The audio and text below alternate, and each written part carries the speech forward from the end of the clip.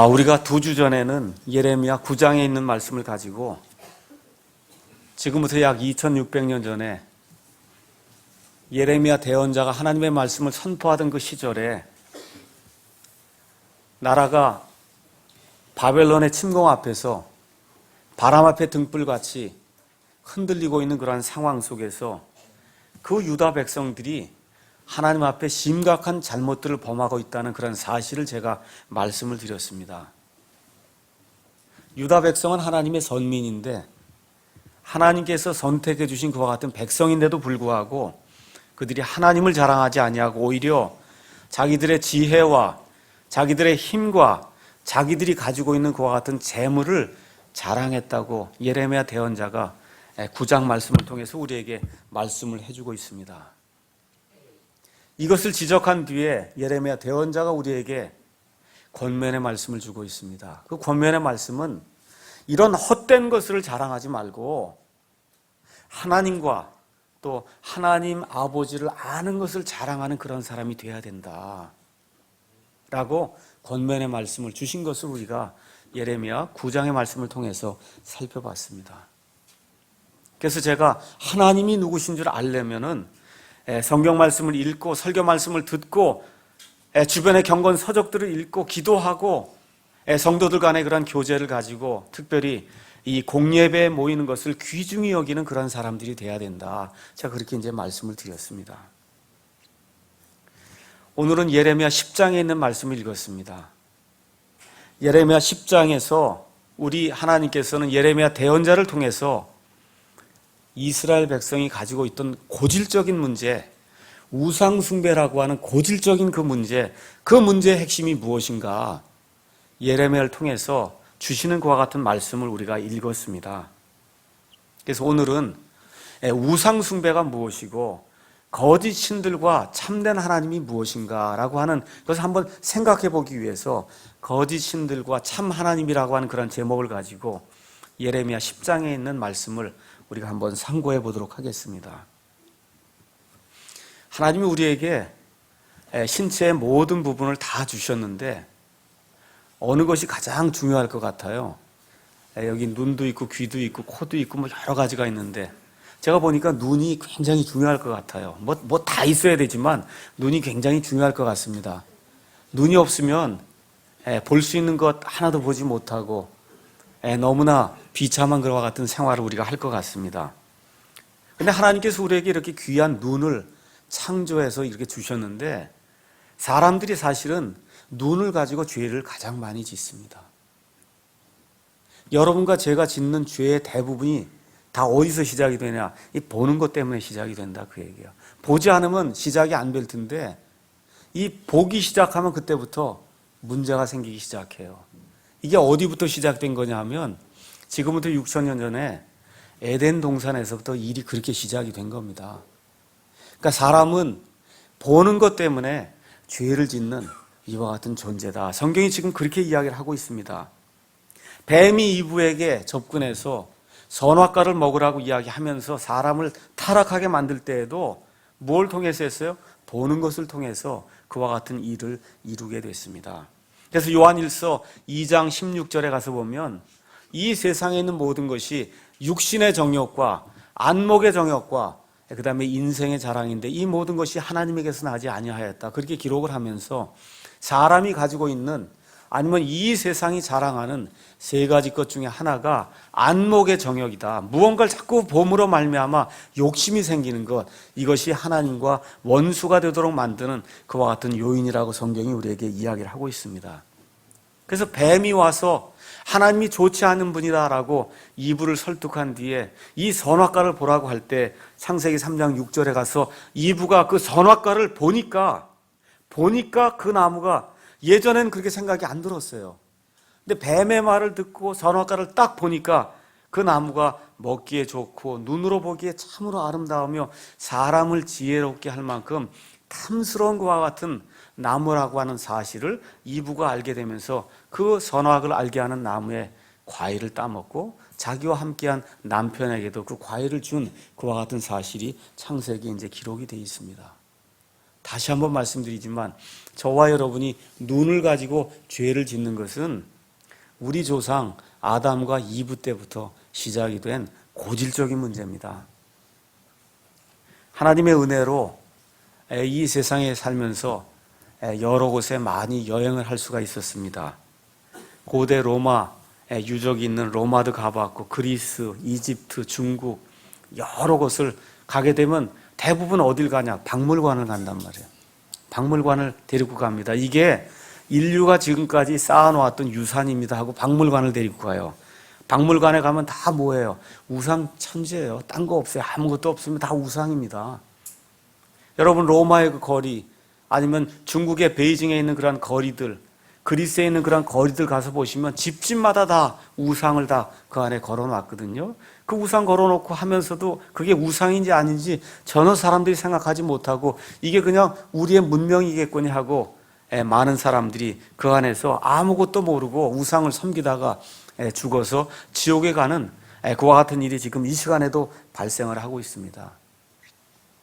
가서 우상을 내용을 가서 보시면 사람도 새겨놨고 짐승도 새겨놨고 새도 새겨놨고 또 하늘에 달과 별과 이와 같은 해도 새겨놓고 심지어 사도 바울 같은 경우에 사도행전 17장에 가서 보니까 아테네라고 하는 그런 도시에 갔는데 이 사람들이 얼마나 많이 우상을 섬기는지 그의 영이 속에서 격분했다고 성경이 그렇게 기록을 하고 있어요. 그래서 모든 신에게 우상을 드리다가 우상 숭배를 하다가 한 신이라도 빼먹으면 안 되니까 그래서 그 신의 이름을 알지 못하는 신에게라고 이름을 거기다 적어놓고는 거기 와서 숭배를 드리는 그와 같은 일들을 보고 사도 바울이 하나님의 말씀을 펴서 너희가 알지 못하고 섬기는 저것들이 잘못이 되었고 이 모든 것을 창조하신 하나님이 누구신지 내가 보여주겠다고 하고 하나님의 말씀을 선포하는 그와 같은 내용이 있습니다. 일본에도 사람들이 많이 우상을 숭배합니다. 일본 사람들도 우상 숭배하려는 그런 마음이 워낙 많아요. 그래서 아침에는 주일 예배, 교회 가서 예배 드리고 오후에는 또 불당에 갑니다. 그래서 왜 그러냐니까 혹시 이게 맞으면 이게 틀리면 이거라도 맞아야 되니까 오전에는 교회, 오후에는 불당에 가서 이렇게 두 가지를 다 한다는 거예요. 이 정도로 사람들의 그 심성에는 무언가 나보다 뛰어난 존재, 무언지 내가 알 수가 없지만 그 존재를 내가 섬겨야 되겠다는 이와 같은 어떤 숭배 심리가 있는 것 같습니다. 그래서 로마서 1장 21절 그 다음에 23절에 가서 보니까 그들이 하나님을 알되 그분을 하나님으로 영화롭게 하지도 아니하고 감사하지도 아니하며 오히려 자기들의 상상 속에서 허망해지고 또 그들의 어리석은 마음이 어두워졌나니 그들은 스스로 지혜롭다고 선언하나 어리석은 자가 되어 썩지 아니할 하나님의 영광을 썩을 사람이나 새나 네 발 달린 짐승이나 기어다니는 것들과 같은 형상으로 바꾸었느니라. 그래서 하나님을 알지 못하면 무언가 하나님이 있는 것 같다는 그런 생각 속에 빠져서 하나님을 이 썩을 새나 짐승이나 사람과 같은 그런 형상으로 만들어서 그것 앞에 와서 자기가 만들고는 그것 앞에 가서 무릎을 꿇고 나를 구원해 주실 분이라고 그 우상을 숭배한다고 지금 성경이 우리에게 이야기를 하고 있습니다. 자, 그러면 이교도들은 그렇게 하는데 그러면 하나님께서 선택해 주신 유대인들은 그럼 상황이 어떠냐는 거예요. 유대인들. 여러분 유대인들의 조상이 누구라고 배웠어요? 아브라함이라고 배웠죠. 여호수아 24장 2절에서 3절 가서 보시면 여호수아가 뭐라고 이야기해요? 너희들의 조상, 우리의 조상 아브라함이 갈대아 우르에서 자기 아버지 데라와 함께 우상들을 섬겼다 그렇게 이야기를 하고 있어요. 그래서 유대인들의 조상인 아브라함부터 이 유대인들이 끝까지 나가는 그 모든 시절을 통해서 처음에다 시작이 우상을 숭배하던 그런 사람들이라는 겁니다. 그래서 아브라함이 우상을 섬기다가 하나님께로 돌아오게 됐고 그 다음에 이삭이 있었고 그 다음에 야곱이 있었는데 여러분이 창세기 기사를 가서 보면 야곱이 사랑하는 아내가 있었어요. 그 아내 이름이 라헬입니다. 라헬과 그 다음에 이 야곱이 이 라헬의 아버지 라반을 통해서 도망갈 때 라헬이 자기 아버지가 섬기던 드라빔이라고 하는 그런 우상을 가지고 섬기면서 그 우상을 섬기던 하나님을 섬기면서도 우상을 동시에 섬기던 그런 사람들이었다고 성경이 우리에게 이야기를 해주고 있습니다. 이건 뭘 얘기하려고 하는 거냐 하면 하나님을 섬긴다고 하는데도 다 우상이 하나씩 있다는 거예요. 자, 야곱과 그의 가족 70명이 이집트로 내려갔어요. 이집트로 내려가서 약 400년 동안 거하는 가운데 이집트 사람들로부터 무엇을 배웠느냐? 이집트 사람들로부터 우상을 숭배하는 방법을 배운 거예요. 이집트에 지금 카이로의 박물관 한번 가서 보세요. 그 안에 들어있는 모든 게 다 우상들입니다. 우상들이에요. 그래서 이 하나님께서는 우상을 섬기지 말라고 처음부터 끝까지 말씀해 주시는데 이교도들의 땅에 가서 약 400년 동안 이 이교도들이 휘황찬란하게 우상의 전을 만들고 우상을 멋있게 만들고 이 우상에게 숭배하는 걸 가서 보니까 너무나 거기에 마음이 끌린 거예요. 그래서 이 사람들이 이집트를 떠나고 나서 하나님께서 시내산에서 제일 먼저 십계명을 이들에게 주십니다. 십계명 말씀 한번 가서 보도록 하겠습니다. 출애굽기 20장에 가서 보시면 하나님이 10가지 명령을 이들에게 이제 주십니다. 10가지 명령을 주실 때 첫째 명령이 뭐냐? 2절 가서 읽겠습니다. 나는 너를 이집트 땅 곧 속박의 집에서 데리고 나온 주 내 하나님이니라. 하나님이 첫 번째 명령으로 주시는 게 뭐예요? 너는 내 앞에 다른 신들을 두지 말라.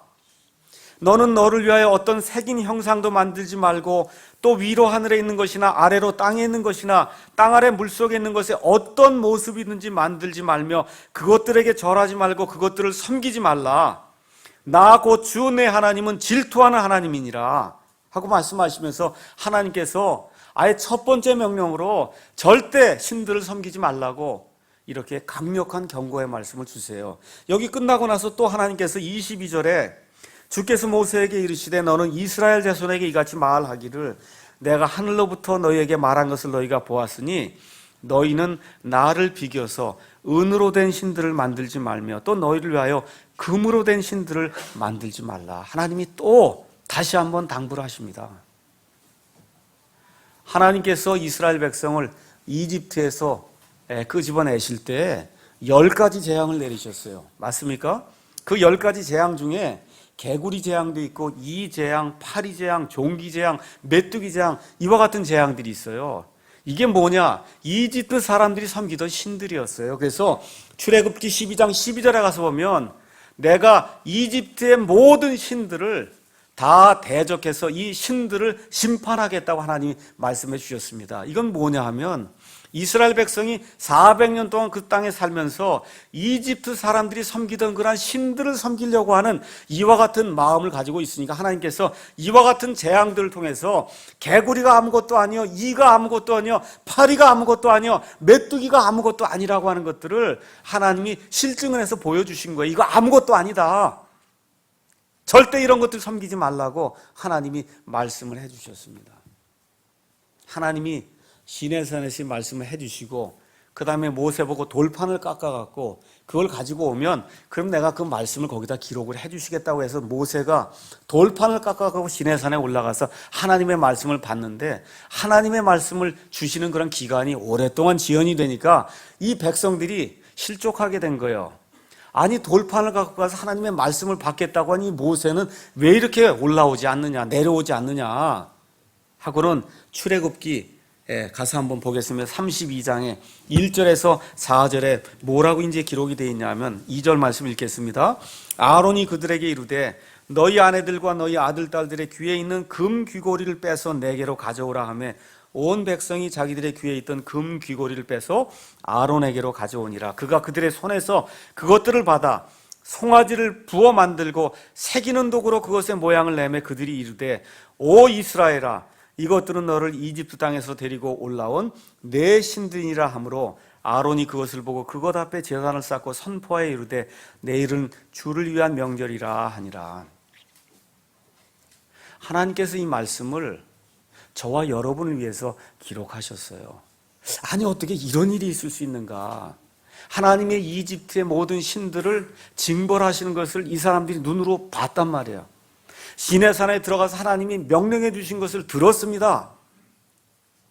1년도 채 지나지 않아서 지금 하나님이 그렇게 명령하고 하지 말라고 한 그 일들을 하나님의 백성이 지금 금송아지를 만들어서 이렇게 우상을 섬기는 이와 같은 일들 지금 하나님이 여기에 기록해 놓으셨어요. 저와 여러분의 경계를 위해서 하나님이 이 말씀을 기록한 겁니다. 아, 저건 이스라엘 백성만 그렇지 나는 안 그렇다. 아니에요. 저와 여러분도 똑같은 상황에 지금 놓여 있습니다. 하나님이 다른 신들을 섬기지 말라고 하는데 실질적으로 저와 여러분의 삶 속에서 다른 신이 많이 있다는 거예요. 그래서 지금 이 시간에 하나님보다 더 우위에 두고 있는 그 신이 무언가 우리가 그걸 생각해 보고 그 신들 아예 내버리고 하나님께로 돌아가야 되겠구나 하는 이 마음의 작정을 하는 그한 귀한 시간이 되기를 하나님의 이름으로 축원합니다. 그래서 이 이후에도 이스라엘 백성이 계속해서 죄를 짓는데 그 죄의 핵심 내용이 뭐냐? 자꾸 우상들을 섬기는 겁니다. 이집트에서 보았던 그 화려한 그런 그 우상들이 자꾸 생각이 나는 거예요. 뭘 조각을 해갖고 거기다 뭘 입혀놓고 한 멋있는 그런 그 우상의 전들이 자꾸 생각이 나니까 계속해서 가나안 땅에 들어가서 보니까 가나안 사람들도 또 그렇게 하는 거예요. 그래서 그 가나안 사람들이 섬기던 바알과 아스다롯을 섬기면서 이 사람들이 계속해서 하나님께 대적하는 그와 같은 일들이 성경 안에 기록이 되어 있는 겁니다. 하나님은 이들에게 너희는 거룩한 백성이니 이들에게서 분리돼서 나와서 나 하나님을 섬기라고 하나님이 말씀해 주시는데 이들은 무언가 좀 봐야 되지 않습니까? 하나님은 보이지 않는데 조각도 하지 말라 그러고 뭐 새기지도 말라 그러고 부어 만들지도 말라 그러고 이 세상의 모든 사람들은 무언가 새겨서 자꾸 만들어서 보고 있는데 우리는 보이질 않으니 어떻게 하나님을 섬길 수 있습니까? 라고 이야기를 하면서 하나님을 대적하는 그와 같은 일들을 이 이스라엘 백성이 어느 때까지 해요? 예수님 오실 때까지 계속해서 그 일들을 행했다고 성경이 우리에게 이야기를 하고 있는 겁니다. 그래서 이와 같은 일들을 행하는 이스라엘 백성을 향해서 대언자 예레미야가 성경 말씀 보겠습니다. 9장의 25절 26절에 이런 일들을 행한 사람은 할례를 받았어도 실질적으로 마음에 할례를 받지 않은 자들이다. 그렇게 예레미야가 규정을 하고 있는 거예요. 지금식으로 얘기하면 구원받고 침례를 받았어도 우상을 숭배하는 자들이다. 그렇게 이야기하는 겁니다. 구원받지 못했다 얘기하는 게 아니에요. 구원받았는데 하나님보다 더 중하게 여기는 그와 같은 것이 우리 가운데 있을 수 있다는 겁니다. 그렇게 되면 마음의 할례를 받지 못한 이스라엘 백성과 똑같은 그런 처지에 놓이게 되니까 지금 하나님께서 이 10장에 있는 말씀을 통해서 거짓 우상들과 참되신 하나님이 무언가를 분명히 구분하고 우상들 다 갖다 내버리고 하나님을 기쁘게 하는 그러한 성도들이 돼야 된다고 하나님 우리에게 경고의 말씀을 주시는 겁니다. 자, 그러면 왜 우상을 숭배하는가? 여기 예레미야에 나와 있는 말씀을 보고 여러분에게 전달해 드리겠습니다. 왜 우상을 숭배하느냐? 1절에서 3절 말씀 제가 읽어보겠습니다. 오 이스라엘의 집아, 너희는 주께서 너에게 하시는 말씀을 들을지어다. 주가 이같이 말하노라. 이교도들의 길을 배우지 말며 하늘의 표적들에 놀라지 말라. 이교도들은 그것들에 놀라느니라. 그 백성들의 관습은 헛되니 사람이 숲에서 나무를 베어내고 장인의 두 손이 도끼로 그것을 만든다. 이렇게 기록이 되어 있습니다. 왜 우상을 숭배하냐? 이스라엘 백성이 주변에 있는 모든 민족들을 보니까 다 그런다는 거예요. 하나님, 우리만 빼곤 다 그럽니다. 저와 여러분이 왜 우상을 섬겨요? 남들 보세요. 하나님, 다들 그렇게 해요. 그래서 제가 어떻게 안 할 수가 있습니까? 지금 그 얘기를 하는 거예요. 다른 게 아닙니다. 주변의 동료들의 압력을 받고 있는 거예요. 그래서 그 신들의 수가 11장 13절에 가서 보니까 너희가 섬기는 신들의 수가 너희 도시들의 수와 같이 많다고 지금 하나님이 이야기를 하고 있는 겁니다. 그래서 이스라엘 백성이 가만히 주변에 있는 나라들을 살펴보니까 옛날에는 이스라엘이 강성했지만 지금은 약한 나라가 됐어요. 어느 나라가 지금 일어나서 온 세상을 지배하느냐 가서 보니까 바빌론하고 그 다음에 이집트가 온 세상을 치리하는 걸 봤단 말입니다. 가서 보니까 우리 하나님보다는 이집트의 신이나 아니면 바빌론 사람들의 신이 더 강하니까, 그러니까 우리는 약하고 저 나라로는 강하게 되는 게 아니냐. 그러니까 우리가 어떻게 된다는 거예요? 저 사람들이 섬기는 하늘에 있는 천체들 우리도 섬겨야 되겠다. 이렇게 지금 주장을 한 내용이 이 안에 기록이 되어 있는 겁니다. 바빌론 사람들도 1월 성신을 섬기고 이집트 사람들도 1월 성신을 섬기는데 우리는 보이지 않는 하나님을 섬기니까 이 나라가 이렇게 약하게 되는 거 아니냐. 남들이 다 하니까, 우리보다 강한 나라가 다 하니까 우리도 그와 같은 일들을 해야 우리가 강하게 되지 않겠느냐. 지금 백성들이 이와 같은 심정으로 우상을 섬긴다고 성경이 우리에게 이야기를 하고 있는 겁니다. 우리 교회가 그렇게 크지 않습니다. 지금식으로 얘기하면 그런 거예요. 저기 40만 명 모이는 저 교회가 저렇게 왕성하게 된 거 다 이유가 있는 거 아닙니까? 거기서 하는 프로그램을 다 도입을 하면 그럼 우리 교회도 좋아지는 거 아닙니까? 그러니까 우리가 제자 훈련도 하고 경배와 찬양도 하고 락 음악도 하고 두날개도 하고 알파 코스도 하고 빈야드도 도입하고 펜사콜라도 도입하고 임파테이션도 하고 등등 해서 다른 교회가 부흥을 하니까 그 방법을 우리도 도입을 하면 그럼 우리 교회도 좋아지지 않겠습니까? 지금 이게 우상숭배라는 거예요.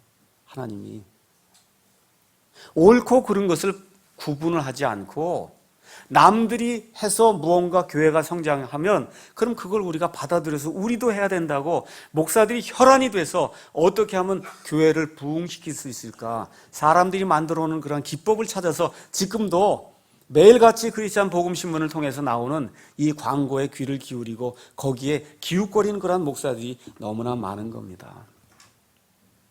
우리들도 마찬가지예요. 우리의 언행을 한번 살펴보세요. 말과 행동을 살펴보세요. 우리 입고 다니는 옷 한번 생각해 보세요. 머리 스타일도 한번 생각해 보세요. 우리 많은 경우 옆에 사람이 하니까 나도 그렇게 하는 거 많으시죠? 맞아요? 옆에 사람이 하니까 그렇게 하는 거예요. 특히 우리 중고등부 아이들, 옆에 아이들이 욕하니까 나도 그렇게 하면 안 돼요. 이게 완전히 욕나라가 됐어요, 우리나라가. 욕이야, 그냥. 초등학교부터 시작해서 대학교 뭐 할 거 없이 처음부터 끝까지 욕이에요. 말 시작이 처음부터 끝까지 욕이에요. 왜 그러냐, 그러니까 옆에 애들이 다 그렇게 해요. 우리 그리스도인은 세상에 살지만 세상에 속한 사람이 아니에요. 맞습니까? 세상에 살지만 세상에 속한 사람이 아니에요. 세상 사람들이 욕을 해도 우린 욕하면 안 되는 겁니다. 언행이 좀 고상해야 돼요. 우리 그리스도인들이 언행이 좀 고상해야 됩니다. 제가 우리 킵바이블 사이트나 사랑침례교회 사이트에 글을 올리는 분들 가운데 너무나 저질스러운 그런 말로다 이렇게 글을 올리고 이러면 제가 지워버립니다. 왜 그래요? 이게 믿는 사람들이 그렇게 하면 안 되거든요. 말도 글도 옷 입는 것도 머리 하는 것도 이 모든 게 좀 고상해야 돼요. 이 세상 사람들이 한다고 쫓아가면 그게 우상입니다. 그 다음에 또 뭐라고 기록이 되어 있냐면 9절에 판에 깐 은은 다시스에서 가져왔으며 금은 우바스에서 가져왔도다. 이게 무슨 얘기예요? 이 이스라엘 백성이 외국 거면 다 좋다고 받아들였다는 거예요. 다시스는 지금의 스페인을 이야기하는 거예요. 스페인 지역에서 뭔가 있다. 그럼 그걸 받아들인다는 거예요. 지금식으로 얘기하면 미국 거다 그러면 다 받아들인다 그 얘기입니다. 교회 안에서 미국에서 이게 잘된 거다 그 프로그램이다 하면 다 받아들이는 거예요. 지금 좋지 않은 모든 게 다 어디서 들어와요? 미국에서 들어와요. 교회 안에 좋지 않은 모든 것들도 다 미국에서 들어옵니다. 우리는 미국 거, 중국 거, 뭐 스페인 거 이런 거 쫓아가야 될 것이 아니라 이것이 하나님의 말씀에 있는가 없는가를 판단해보고 하나님의 말씀에 있는 것이면 우리가 경건하게 그것을 따를 것이고 없는 것이면 갖다 버려야 되는 거예요. 미국 사람이라고 뭐 유럽 사람이라고 인도 사람이라고 우리보다 더 나은 거 아무것도 없습니다. 우리에게 이 성경만 있으면 이 성경을 통해서 하나님이 기뻐하시는 일들을 우리가 분명하게 판단할 수 있습니다. 하나님이 기뻐하시는 그 일을 해야지 외국에서 들어온 수입된 거다 그래서 다 쫓아가고 유명한 목사가 하는 거다 그래서 다 쫓아가고 하면 내 영혼이 거기에 팔리게 돼요. 그래서 그와 같은 일을 해서는 안 된다고 예레미야 대언자가 지금 하나님의 백성에게 경고를 하고 있습니다. 그 다음에 왜 또 우상을 숭배하느냐 가서 보니까 우상 숭배는 보기에 좋다는 거예요. 보기에 좋아요. 어떻게 보기에 좋으냐? 여기 가서 한번 보도록 하겠습니다. 9절 말씀 가서 보니까 그것들은 장인이 만들고 주물공의 두 손으로 만들었으며 청색과 자주색 옷을 입었나니 그것들은 다 솜씨 있는 자들이 만든 것이다. 잘 보세요. 하나님 뭐라 그랬어요? 너희는 뭘 깎거나 조각하거나 부어서 만들거나 뭘 이렇게 해서 만들지 말라는 겁니다. 근데 이교도들이 만드는 모든 우상은 가서 보면 다 멋있단 말이에요. 빨간 걸 두르고 자주색을 두르고 청색을 두르고. 여러분 한번 불교 불당에 가서 한번 보세요. 거기 다 형형색색으로 이 세상 사람 가서 보면 멋있게 만들어 놨어요.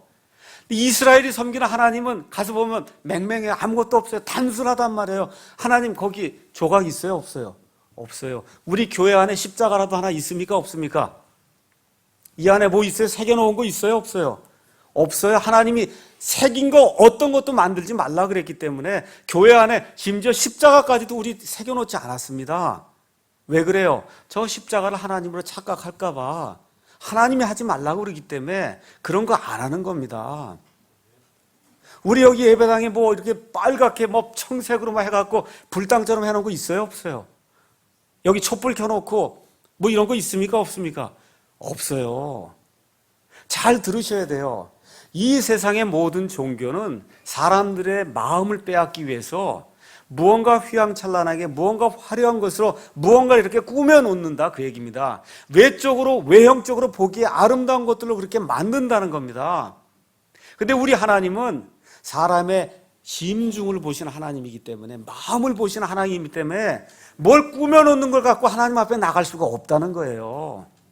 우리는 깨끗한 마음으로 하나님께 나아가면 되는데 이 세상의 모든 종교는 그렇지 않다 그 얘기입니다. 여러분 한번 교황이 행차할 때 그 모습을 한번 가서 보기 바랍니다. 이 머리에서부터 밑에까지 휘황찬란하게 꾸며놨거든요. 우리 예수님하고 정반대의 삶을 사는 사람이 천주교의 교황이에요. 천주교의 추기경이에요. 여기 무슨 유명한 스님이 있다 그래서 뭐 조계종이나 거기에 종정이라는 사람, 이런 사람들 뭐 예식할 때 한번 가봐야 다 멋있게 꾸며놨습니다. 그건 뭐 하는 거예요? 그건 종교인들이에요. 이 세상 사람들의 마음을 홀리기 위해서 그와 같은 일들을 하는 겁니다. 인도의 힌두교 사원이나 이집트의 사원이나 로마의 무슨 사원이나 그리스의 헛된 신들을 섬기는 사원이나 중국의 잡신들을 섬기는 사원이나 로마 가톨릭 교회에 마리아를 섬기는 그런 사원이나 다 어떻게 다 꾸며놨어요. 잘 꾸며놨습니다. 요한계시록 가서 한번 잠깐 보겠습니다. 요한계시록 17장에 가서 보시면 말세 이 세상의 모든 종교를 통합할 음료의 모습이 그 안에 기록이 되어 있습니다. 음료의 모습이 요한계시록 17장 1절에서부터 4절에 가서 보시면 이렇게 기록이 되어 있습니다. 땅의 왕들이 그녀와 음행하였고 땅에 거주하는 자들도 그녀의 음행의 포도주에 취하게 되었도다 하고 이처럼 영안에서 나를 데리고 가니라 광야로 데리고 가니라 내가 보니 한 여자가 신성모독하는 이름들로 가득하고 7머리와 10뿔을 가진 주홍색 짐승 위에 앉아있더라. 그 여자는 자주색 옷과 주홍색 옷을 차려입었고 금과 보석들과 진주들로 꾸몄으며 가증한 것들과 자기의 음행으로 인한 더러운 것으로 가득한 금잔을 손에 가졌더라. 이 세상의 거짓 종교들, 이 종교를 지도하는 그러한 사람들, 보석과 금잔과 여러 가지 그러한 이 세상 사람들이 흠모하는 그런 것들로 다 꾸며놨다는 거예요. 그런 사람들이 나중에 적그리스도의 품속으로 들어갈 그런 사람들이다. 성경이 우리에게 보여주고 있는 겁니다.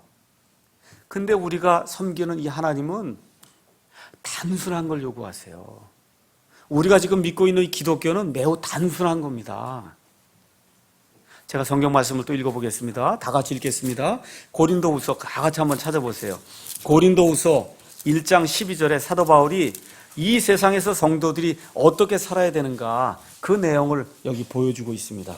고린도후서 1장 12절 우리가 세상에서 생활할 때 보세요. 단순함과 하나님께 속한 진실함으로 하였고 육체의 지혜로 하지 아니하고 하나님의 은혜로 하였으며 또 너희를 향하여는 더욱더 그리하였노니 이것이 우리의 기쁨이요 또 우리의 양심이 증언하는 바라.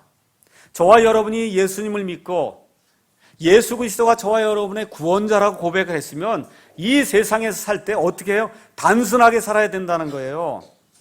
또 뭐라 그랬어요? 하나님께 속한 진실함으로 살아야 된다. 성경이 지금 그렇게 이야기를 하고 있습니다. 그래서 예수 믿는 것은 단순한 거예요. 예수 믿고 생활하는 것 자체가 단순한 겁니다. 그러니까 생활이 복잡하다. 그 예수님에게서 많이 떨어진 그런 삶을 지금 살고 있는 거예요. 여러분, 생활이 얼마나 단순한가 한번 생각해 보시기 바랍니다. 고린도후서 또 한번 읽어보겠습니다. 11장 2절에서 4절 읽어보겠습니다. 사도 바울이 고린도 교회를 향해서 지금 걱정의 말을 지금 주고 있습니다. 1절부터 제가 읽어보겠습니다. 원하건대 너희는 나의 어리석은 것을 조금 용납하라. 참으로 나를 용납하라. 내가 하나님께 속한 질투로 너희에 대해 질투하노니 이는 내가 너희를 순결한 한 처녀로 그리스도께 드리기 위해 한 남편에게 너희를 정혼시켰기 때문이라. 그러나 뱀이 자기의 간교함으로 이불을 속인 것 같이 어떤 방법으로든 너희 마음이 그리스도 안에 있는 단순함에서 떠나 부패될까 내가 두려워하노라. 이 말씀을 해준 다음에 단순함에서 떠나 부패한 사람들이 추구하는 예수가 어떤 예수인가? 4절에 나와 있는 거예요. 만일 누가 가서 우리가 선포하지 아니한 다른 예수를 선포하거나 혹은 너희가 받지 아니한 다른 영이나 너희가 수용하지 않은 다른 복음을 받게 할 때 너희가 그를 잘 용납하는도다. 그리스도 안에 있는 단순함에서 떠나 부패가 되면 다른 예수, 다른 영, 다른 복음을 쫓을 수밖에 없다고 지금 성경이 우리에게 분명하게 이야기해 주고 있는 겁니다. 그래서 예배당도 단순한 거예요. 이거 강당 얼마나 단순합니까? 단순해야 되는 거예요. 목사의 옷차림도 단순해야 되는 거, 뭐 걸치고 나오고 이렇게 할 필요 없는 겁니다. 단순해야 되는 거예요. 예배 의식도 단순해야 되는 거예요. 교회 운영도 단순해야 되는 겁니다. 복음 자체가 얼마나 단순해요. 얼마나 단순해요. 하나님께서 사람의 몸을 입고 오셔서 그래서 이 하나님께서 십자가의 죽으심으로 말미암아 저와 여러분의 모든 죄악을 다 담당하셨다는 겁니다. 그래서 누구든지 이 예수님을 내 구원자요, 내 주님이십니다 하고 받아들이기만 하면 이 사람의 행위와 상관없이 하나님께서 그 사람을 의로운 사람으로 여겨주신다는 겁니다. 이게 복음의 핵심이에요. 그래서 누구든지 예수 그리스도 안에 있으면 예수님과 함께 죽었다가 예수님과 함께 묻혔다가 예수님이 부활하신 것처럼 부활할 그런 사람이 된다는 것이 예수 그리스도의 복음입니다. 이거 외에 딴 걸 갖다 붙이면 예수 그리스도의 그 복음의 단순함에서 부패가 되는 겁니다. 이렇게 되면 다른 예수를 전하게 되고 다른 복음을 전하게 되고 다른 영이 우리 안에 들어올 수밖에 없다고 성경이 우리에게 이야기를 하는 거예요. 그래서 이 강단에서는 오직 하나님의 말씀만 단순하게 선포하는 거예요. 이 단순한 말씀을 듣고 여러분이 단순하게 예수님을 내 구원자요, 내 주님이십니다 하고 받아들일 때 하나님의 단순함이 여러분 안에 역사하게 될 때 하나님의 영께서 여러분의 죽은 영을 탁 칠 때 단순하게 여러분이 살아나는 그 일이 생기는 겁니다. 그렇게 살아난 사람은 삶이 단순한 거예요. 복잡하지 않아요. 삶이 복잡하지 않습니다. 이 세상에 성실하게 살고 가정생활 똑바로 하고 아이들 제대로 키우고 하나님께 대한 소망을 가지고 그거 외에 다른 게 뭐가 있어요? 맞습니까? 삶이 복잡하지 않다 그 얘기입니다. 복잡하지 않아요. 이 단순함에서 벗어나게 되면 그러면 하나님 섬기는 일이 대단히 어려워지게 됩니다. 그래서 우리 교회 안에서는 이 강단에서는 오직 말씀만 선포하기로 우리가 작정을 한 겁니다. 각종 프로그램 우린 거부하기로 작정을 한 거예요. 그거 아무 소용이 없어요. 그거 하게 되면 다른 예수가 나오고 다른 영이 나오게 되고 다른 복음이 나오기 때문에 우리는 오직 하나님의 말씀으로 충분합니다 하고 단순히 믿기로 작정을 한 겁니다. 이스라엘 백성이 단순한 것을 거부하게 될 때 우상을 숭배하게 됐어요. 이스라엘 백성이 광야 생활 40년 하는 동안에 하나님이 놀라운 은총을 베풀어 줬습니다. 하나님이 무엇을 주셨어요? 이스라엘 백성이 매일 먹도록 만나를 주셨어요. 이 만나는 시편에 가서 보니까 하늘의 천사들이 먹는 그런 음식이라 그랬어요. 여러분 그거 귀중할 것 같아요? 안 귀중할 것 같아요? 너무 귀중할 것 같죠? 근데 이 사람들이 이제 지겨워졌어요. 이 단순한, 야, 예수 믿는 게 그래도 뭐도 좀 있고 뭐가 좀 있어야지. 아니, 이 말씀만 믿고 어떻게 따라갑니까? 좀 프로그램도 있고 뭐도 좀 있어야 되는 거 아닙니까? 이게 하루 이틀 사흘 지나다 보니까 이 백성들이 만나에 질렸어요. 단순함이 질렸어요. 그래서 뭐라 그래요? 이 푸석푸석한 빵을 우리가 싫어합니다. 하나님, 우리가 옛날에 이집트에서 먹던 수박, 오이, 마늘, 물고기, 이거 생각이 납니다. 해서 하나님께 대적하는 그와 같은 일들이 생기고 결국은 어떻게 돼요? 이집트 사람들이 섬기던 그런 우상들을 섬김으로 하나님께 심판을 받는 그런 내용이 성경에 기록이 되어 있는 겁니다. 그 저와 여러분이 사는 그러한 삶이, 예수 믿고 예배드리고 사는 그런 삶이 단순하면 복받은 거예요. 그게 복받은 겁니다. 복잡하면 문제가 생기는 거예요. 자, 그래서 이 우상 숭배의 가장 큰 원인은 남들이 하니까 나도 하는 거, 이게 첫 번째 원인이고, 둘째 원인은 남들이 보기에 좋다는 겁니다. 이거 보기에 좋아 보여요. 근데 예수 믿는 것은 단순하다고 하는 그런 사실을 저와 여러분이 꼭 기억하셔야 됩니다. 자, 그럼 우상은 뭐냐? 이렇게 얘기를 하니까 우리 성도들 가운데, 또 아이들 가운데, 목사님, 나는 형상 같은 거 안 섬깁니다. 맞아요. 여러분 형상 만들어 놓고 새 만들고 짐승 만들어서 섬기지 않는 거 제가 다 알고 있습니다. 근데 우상들은 꼭 그것만이 우상이 아니에요. 우상은 뭐가 우상이냐? 우상은 하나님 대신을 해서 내 인생의 가치를 가져다 주는 것이, 그게 우상이라고 성경이 이야기를 하고 있습니다. 형상이 아니라도 상관없어요. 내가 섬기는 그 하나님 이외에 내 삶의 가치를 두고 있는 그것이 있으면 그것이 우상이라고 성경이 우리에게 이야기를 하고 있습니다. 골로새서 말씀을 제가 하나 읽어보겠습니다. 어디에 애착을 두어야 되느냐 하는 내용이 나오는데, 그러므로 너희가, 골로새서 3장 1절에서 제가 3절에 있는 말씀 읽는 겁니다. 너희가 그리스도와 함께 이렇게 적거든 위에 있는 그것들을 추구하라. 거기에는 그리스도께서 하나님 오른편에 앉아 계시니라. 위에 있는 것들에 너희의 애착을 두고 땅에 있는 것들에 두지 말라. 이 이야기를 하면서 5절에 뭐라고 말씀하고 있냐? 그러므로 땅에 있는 너희 지체들을 죽이라. 그것들은 음행과 부정함과 무절제한 애정과 악한 욕정과 탐욕이니, 탐욕은 뭐라고 기록되어 있어요? 우상 숭배니라. 그렇게 기록이 되어 있어요. 무언가를 하나님 이상으로 탐하면 그게 우상 숭배라고 신약 성경에서 하나님께서 다시 한번 우상 숭배가 무엇인가를 우리를 위해서 정의를 내려주시는 겁니다. 우리 하나님은 우리의 모든 것이 되기를 원하세요. 그래서 구약 성경을 읽어보시면 하나님은 질투하는 하나님이요, 시기하는 하나님이요, 우리가 하나님 외에 무언가 다른 것을 더 섬기면 하나님 미워하십니다. 질투하십니다. 시기하십니다. 우상 숭배는 뭐냐 하면 창조자보다 창조물을 섬기는 게 그게 우상 숭배예요. 창조자가 이 모든 것을 창조했어요. 근데 이 창조자를 섬기지 않고 창조자가 만들어 놓은 창조물을 섬기면 그게 우상 숭배다. 성경이 그렇게 이야기하는 겁니다.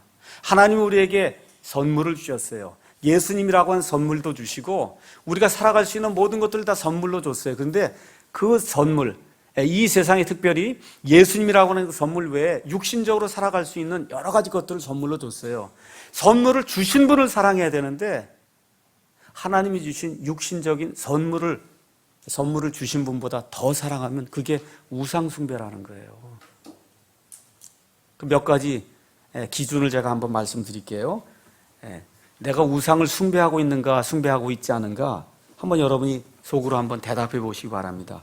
내 삶에서 하나님을 대신하는 것은 무엇인가, 무엇이 있는가 여러분 한번 생각해 보세요. 지난 일주일 동안 생각해 보셔도 되고, 하나님보다 더 좋은 게 뭐가 있는가, 내 삶에서. 그게 우상이에요.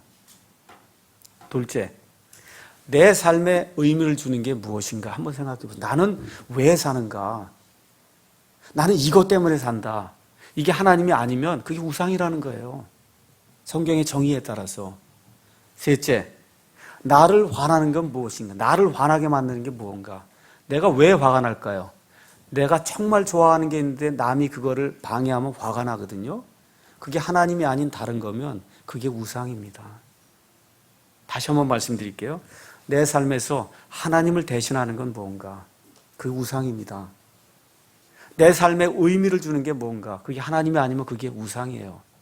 나를 화나게 만드는 것이 무엇인가? 어떤 사람이 와서 나를 화나게 만들어요. 하나님 말고 다른 것 때문에 내가 화가 나면 그게 우상입니다. 성경이 그걸 우상이라고 얘기해요. 어떤 사람은 그게 드라마가 될 수 있어요. 하나님보다 드라마를 더 좋아해요. 하루 종일 드라마 끼고 살아요. 하루 종일 텔레비전 봐요. 하루 종일 홈쇼핑. 요 근래에 저희 집에 케이블 TV를 놨습니다. 그 전에는 일반 TV 켜니까 6번, 9번, 11번인가 뿐이 없어서 뭘 보자 그래서 케이블 TV 기본 되는 거 하나 놨더니 거기에 홈쇼핑이 6개인가 7개가 있더라고요. 머리 아플 때 홈쇼핑 보니까 괜찮더라고요. 머리가 단순해져서. 근데 그거 정도껏 봐야지 홈쇼핑이 우상이 되면 안 돼요. 음악, 어떤 사람은 영화, 어떤 사람은 인터넷 하루 아침에 시작하면서부터 잠잘 때까지 인터넷 하는 사람이 있어요. 이게 우상이에요. 우상. 또 어떤 사람 몸 관리, 몸을 어떻게 몸짱을 만들어야 되겠다 해서 종일 그것만 생각하면 그게 우상입니다. 어떤 사람은 자동차, 어떻게 좋은 차를 좀 내가 관리를 해볼까. 아침부터 저녁까지 차만 관리하는 사람이 있어요. 어떤 사람은 집, 어떤 사람은 자식, 어떤 사람은 결혼 상대, 또 어떤 사람은 직장, 돈, 또 목사 같은 경우는 교회 사역이 우상이 돼요. 교회를 어떻게 하면 크게 키울까? 이것만 종일 생각, 아침부터 저녁까지 교회를 어떻게 크게 키울까? 제가 말씀드리는 것은 사람이기 때문에 이러한 일들을 좋아할 수 있어요. 근데 정도껏 하시라 그 얘기입니다. 정도껏 하셔야 돼요. 정도껏. 이게 정도를 넘어서면 그게 우상이 된다 그 얘기예요. 사람이기 때문에 돈을 생각하고 살아야 돼요. 저 집도 생각하고 살아야 돼요. 자식들도 생각하고 살아야 됩니다. 교회 사역도 생각하고 살아야 돼요. 근데 이것이 하나님 이상 가는 그와 같은 존재가 되면 그게 우상이라고 성경이 이야기를 하는 겁니다. 이런 우상들을 발견하면 뭐라 그래요? 이것들은 다 영원하지 못한 거다. 헛된 거다. 사람이 만든 거다. 창조물이다. 하고 내어 던지시고 하나님을 찾으시기 바랍니다. 이러면서 지금 예레미야 대언자가 우리에게 말씀해 주신 내용이 참 하나님을 섬겨야 된다는 거예요. 제가 시간이 없기 때문에 몇 가지만 말씀드리겠습니다. 6절에 나와 있는 것처럼 참 하나님은 유일하신 하나님이라는 거예요. 이 세상에 저기 가서 밭에 논에 가서 보세요. 허수아비가 한두 개가 아닙니다. 우상은 엄청나게 많아요. 하나님은 유일하신 하나님이시다. 이 하나님은 7절에 가서 보니까 민족들의 왕이요. 특별히 이제 천년왕국 이 땅이 이루어지게 될 때 온 세상의 모든 민족들을 다스릴 왕이라고 이야기해주고 있습니다. 그 다음에 10절에 가서 보니까 이 하나님은 참되신 하나님이라 그래요. 이 세상에 있는 모든 진리는 그래서 다 하나님의 진리입니다. 하나님은 진리뿐이 몰라요. 하나님에게는 거짓이 없습니다. 그 다음에 10절에 가서 보니까 이 하나님은 살아계신 하나님이라고 이야기를 하고 있어요. 아브라함의 하나님이요, 이삭의 하나님이요, 야곱의 하나님이요, 하나님은 산자의 하나님이요, 죽은 자의 하나님이 아니라 하나님이 우리에게 그렇게 말씀해 주고 있습니다. 그래서 생명을 주시는 그 하나님이기 때문에 예수 그리스도를 무덤에서 부활시킬 수 있고 또 저와 여러분을 이 다음에 무덤 속에서 들어 올리실 수 있는 그와 같은 분입니다. 살아계신 분이기 때문에 저와 여러분이 아버지 하고 하나님 앞에 나가서 기도하면 하나님이 응답해 주십니다. 하나님 제가 병에 걸렸습니다. 하나님 고쳐주십시오 하고 하나님께 기도할 때 하나님이 들어주십니다. 하나님 제가 재정적으로 어려움이 있습니다. 우리 아이들에게 문제가 있습니다. 아버지 교회에 문제가 있습니다. 하나님 들어주십시오 할 때 하나님이 들어주세요. 왜 들어주세요? 하나님이 살아계시기 때문에 들어주시는 겁니다. 이 하나님이 저와 여러분의 하나님이 돼야 돼요. 마지막으로 이 대언자 예레미야가 11절, 12절에 뭐라고 얘기하느냐. 하나님은 온 세상을 무에서 유로 만드신 창조하신 하나님이다 라고 이야기를 하고 있는 겁니다. 하나님이 저 하늘에 있는 모든 것들, 땅에 있는 모든 것들, 땅 속에 있는 모든 것들, 저 바다와 바다 속에 있는 모든 것들을 무에서 유로 24시간의 6일간의 창조를 통해서 하나님이 몽땅 다 말씀으로 창조하셨습니다. 믿으십니까 여러분? 땅보다 훨씬 큰 그와 같은 별들이 수조개, 사람이 셀 수 없을 정도로 많은데 그걸 하나님이 무에서 유로 말씀을 가지고 만드셨어요. 사람도 만드셨습니다. 천사도 만드셨습니다. 이 모든 하나님, 이게 하나님이시다. 성경이 지금 그렇게 이야기하고 있는 겁니다. 그렇게 이야기하면서 13절에 뭐라고 이야기하고 있느냐? 그분께서 자신의 목소리를 내시니 하늘들에 맑은 물이 생기고 그분께서 땅끝에서부터 수증기가 올라오게 하시며 비와 함께 번개들 만드시고 자신의 곳간에서 바람을 내시는도다. 이 하나님이 만드신 이후에 이 모든 창조물을 관리하고 유지하고 보수하는 분이시라고 성경이 우리에게 이야기를 하고 있습니다.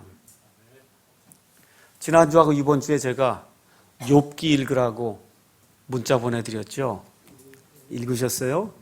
욥기 12장 가서 보니까 이 하나님의 백성이 하나님의 말씀을 제대로 읽지 않고 이 우상을 숭배하니까 하나님께서 욥기에다가 뭐라고 기록해 놓냐 제가 읽어드리겠습니다. 12장 말씀입니다. 12장 7절. 그러나 이제 짐승들에게 물어봐라. 사람들이 말을 듣지 않으니까 하나님이 짐승들에게 물어보라. 그것들이 너를 가르치리라. 공중의 날짐승들에게 물어보라. 그것들이 내게 일러주리라. 혹은 땅에게 말하라. 땅이 너를 가르치리라. 바다의 물고기들이 내게 밝히 알려주리라. 이 모든 것들을 통해 주의 손이 이 일을 이루신 줄을 누가 알지 못하느냐. 10절 다 같이 읽겠습니다. 모든 생물의 혼과 모든 인간의 숨이 그분의 손에 있느니라. 하나님이 창조자라고 하는 이 사실을 저와 여러분이 기억하셔야 됩니다. 창조자이기 때문에 하나님이 만든 모든 것을 심판할 때가 있어요. 심판할 때가 있습니다. 하나님이 지금 참고 기다리신 중에 있습니다. 하나님 앞에 우리가 다 같이 올라가서 하나님 앞에서 심판받을 때가 있다는 사실을 기억하고 단순한 그런 삶을 살아야 된다고 성경이 우리에게 이야기를 하고 있습니다. 욥기 38장에서 41장에 가서 보니까 욥의 세 친구와 또 다른 친구가 하나가 나타나서 이런저런 얘기를 하는데 또 욥이 나는 의로운 사람이라고 얘기하고 교만한 그런 말을 하는데 이 친구들이 대답을 하지 못할 때 우리 하나님께서 욥기 38장에서부터 41장에 하나님이 말씀하시면서 나오는 창조의 기사가 나와요. 거기 가서 보니까 84개를 질문하세요. 내가 땅에 기초를 놓았을 때 내가 어디 있었느냐? 하늘의 새벽별들이 기뻐서 외칠 때 내가 어디 있었느냐 하면서 하나님이 창조의 기사 84개를 가지고 욥에게 질문하면서 내가 이 땅을 창조한 하나님이라는 사실을 하나님이 그에게 기억해 나게 할 때 하나님 제가 잘못했습니다 하고 무릎을 꿇고 회개하고 돌아서는 그런 역사가 욥기에 기록이 되어 있는 겁니다. 그러니까 저와 여러분이 하나님을 기억하실 때 특별히 어떤 하나님을 기억해야 되느냐 하면 이 모든 것을 무에서 유로 창조하신 그 하나님이 내 구원자 하나님이요, 그 하나님이 나를 부활시킬 하나님이요, 그 하나님이 이 땅에 다시 재림하셔서 온 세상을 심판하실 그 하나님이라는 사실을 저와 여러분이 기억을 해야 됩니다. 그래서 예레미야 대언자가 10장의 11절에 가서 뭐라고 얘기하냐 하면 너희는 그들에게 이같이 이르기를 하늘들과 땅을 만들지 아니한 신들 곧 그들은 땅과 이 하늘들 아래에서 멸망하리라. 그렇게 이야기하라는 거예요. 그럼 무슨 얘기예요? 창조자가 아닌 신은 다 꺼져라. 그렇게 얘기하는 거예요. 그렇게 얘기하라는 겁니다. 부처도 다 가라는 얘기예요. 공자, 소크라테스, 마호메트, 이만희, 문선명, 안상홍, 마리아 다 가라는 거예요. 이게 창조자가 아니다 그 얘기입니다. 심지어 이 목사도 아무것도 아니에요. 교황도 아무것도 아닙니다. 예배당도 아무것도 아니에요. 자동차도 아무것도 아니에요. 자식도 아무것도 아닙니다. 부모도 아무것도 아니에요. 우리가 하나님 이상으로 두고 있는 모든 것들 이건 다 창조자 하나님이 아니라는 거예요. 이 모든 것들은 다 멸망하리라고 외치라고 지금 대언자 예레미야가 우리에게 이야기를 하고 있습니다. 그 하나님이 어떤 하나님이냐? 16절에 야곱의 몫은 그것들과 같지 아니하니 이 세상 이교들이 섬기는 그러한 우상들이 우리의 몫이 아니라는 겁니다. 우리의 몫은 이 창조자 하나님이 진정으로 우리의 몫이라고 성경이 우리에게 이야기를 해주고 있어요. 그래서 저와 여러분이 이 세상을 살아가면서 과연 내가 영원히 갖게 될 상속 유업의 그 몫이 무엇인가? 다른 데 두시면 안 돼요. 여러분 자동차 못 갖고 갑니다. 금덩어리 하늘에 못 갖고 가요. 어디에 가셔야 돼요? 하나님 계신 천국에 가야 됩니다. 그래서 베드로후서에 이야기한 것처럼 우리가 하나님의 본성에 참여하는 자들로 하나님이 만들어 주셨어요. 그래서 하나님과 비슷한 존재가 되는 거예요. 그게 예수 믿는 겁니다. 그래서 여기 나와 있는 게 야곱의 몫은 천지를 창조하신 하나님이시다. 성경이 그렇게 이야기를 하고 있는 겁니다. 성경 이제 설교 말씀 마치도록 하겠습니다. 자, 우리의 우상은 무엇인가 오늘 한번 생각해 보세요. 하나님보다 내가 더 귀중히 여기고 있는 게 무엇인가? 내 삶이 얼마나 단순한가? 아니면 얼마나 복잡한가? 정말 예수 그리스도 안에서 단순함을 누리고 있는가? 이런 것들을 한번 생각해 보시면서 오늘 이 시간에 기도하시면서 하나님께, 하나님, 제가 창조자 하나님 외에 섬기던 다른 모든 창조물을 오늘 다 버리겠습니다. 오직 하나님만 내가 섬기겠습니다 하고 작정하시기 바랍니다. 이번 한 주간 하나님께서 여러분의 삶 속에 충만한 복으로 채워주실 줄 믿습니다. 기도하겠습니다.